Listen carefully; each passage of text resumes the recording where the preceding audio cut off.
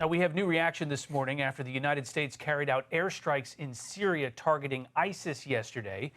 President Trump is also weighing options against Iran as the death toll there climbs from protests in the region. Fox News correspondent Lucas Tomlinson is live in Florida with the latest. Hi, Lucas. Good afternoon, Rich. As President Trump weighs his military options against Iran, Iran's government voicing not just their displeasure, but threatening actions to retaliate should President Trump take action. Now, Senator Lindsey Graham joined Maria Bartiromo earlier to voice his support for President Trump. He's the first president since 1979 to pick the people over the Ayatollah. President Trump says, if you continue to kill your people, all hell will break out, all hell to pay. That's as strong as when Reagan said, Mr. Gorbachev, tear down this wall. As military options go, Rich, none appear to be immediate or imminent. There are no aircraft carrier strike groups in the region. Ford remains in the Caribbean. George Washington and Lincoln remain in the Western Pacific. One is likely to dispatch soon to the Middle East. Now, here's the top Democrat on the Senate Intelligence Committee on Fox News Sunday. Even as good as our military is, it's going to get stretched. And the president has said his only constraint in terms of how he uses American power is his own morality. And I'm just not sure that's what the American people or the world signed up for. And we saw those Air Force F-15s and A-10 Warthogs launch strikes against ISIS in Syria yesterday, Rich, but not all Arab leaders are going to want strikes launched from their country into Iran. Now, in Iran, the protests have grown over the past 2 weeks. The son of the late Shah, Reza Pahlavi, also spoke on Sunday Morning Futures. Mr. President, you have already established your legacy as a man committed to peace and fighting evil forces. There is a reason why people in Iran are renaming streets after your name. They know that you are totally opposite to Barack Obama or Joe Biden.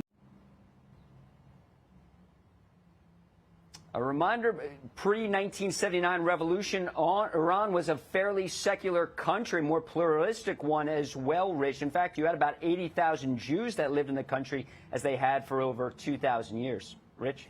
Lucas Tomlinson live for us in West Palm Beach. Lucas, thank you. For more on this, let's bring in former CIA station chief and Fox News contributor Dan Hoffman. Dan, thank you so much for joining us this afternoon. We've seen protests in Iran like this before, but is this time different? I definitely think it is. Look, these protests began back in late December. They were scattered, and now they encompass all of Iran's 31 provinces.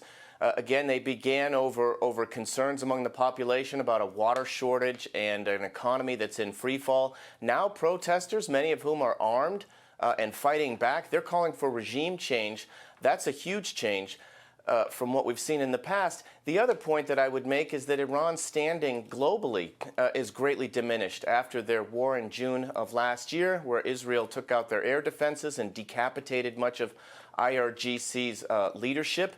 The United States targeted Iran's nuclear facilities. Iran has lost their client state of Syria, and Israel and the United States have taken the fight to Iran's proxy terrorists, Lebanese Hezbollah, the Houthis, Hamas. Iran is arguably weaker now than they ever have been before. I think the population senses this opportunity.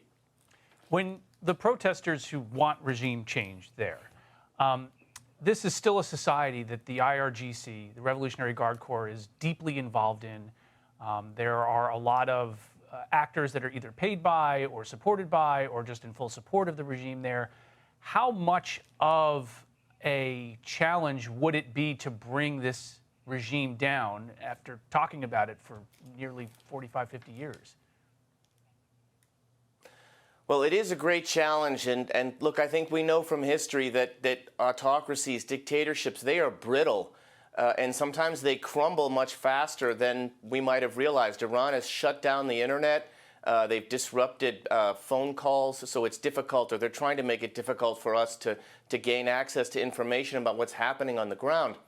What I would be watching for, and I think the President Trump's intelligence community is tracking this closely, is whether some of the IRGC elements might start to switch sides, whether they realize as well that this Iranian dictatorship is just full of rot and that they are not taking the country in the direction that they should be. That will be something I think we'll be looking at, and I'm sure President Trump will be looking at policy options. Reportedly, President Trump will be briefed on Tuesday, more specifically about options the United States might take, whether kinetic or non-kinetic. What kind of options are available to him? Of course, there are the military strikes, and this administration and this president haven't shied away from that, going all the way back to the 2020 strike against Qasem Soleimani. There were the strikes against the nuclear program back this summer. But beyond the military, what else could the administration be looking at?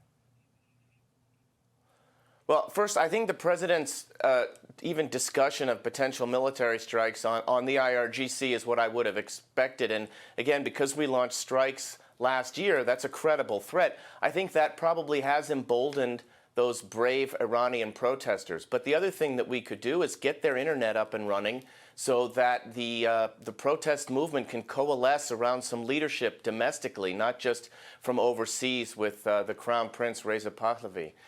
So I think those are a couple of things that the administration will be looking at. Obviously, we're doubling down on the sanctions that have crippled Iran's economy. And look, Russia and China are showing absolutely no signs of coming to Iran's defense, and that's also important for us to track.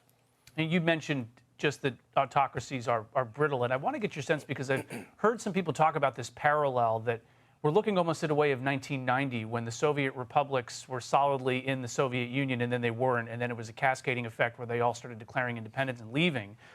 You've got questions of now the autocracies, not only in Venezuela, but now in Iran, also in Cuba. Are you seeing some parallels there yourself? Yeah, definitely a little bit of that, but also just in the region, in the Middle East, I can't emphasize enough how important it is that Syria underwent a revolution, and there's a new government there, and Iran is no longer in charge of what happens inside Syria. Hezbollah has been severely weakened, so has Hamas. And the people of Iran, they put up with a lot of Iran spending their treasure on these foreign adventures in the region and beyond, and they didn't get a whole lot out of it. And now I think the people of Iran are seeing that, look, they're the ones paying the price. And they're taking courageous action about it. But I think they also realize that, look, they don't have many other opportunities. Things have gotten so horrifically bad inside Iran that they're willing to take chances with their own lives to try to bring about change. All right, Dan Hoffman, always a pleasure. Thank you so much. Hey everyone, I'm Emily Campagno. Catch me and my co-hosts Harris Faulkner and Kaylee McEnany on Outnumbered every weekday at 12 p.m. Eastern, or set your DVR. Also, don't forget to subscribe to the Fox News YouTube page for daily highlights.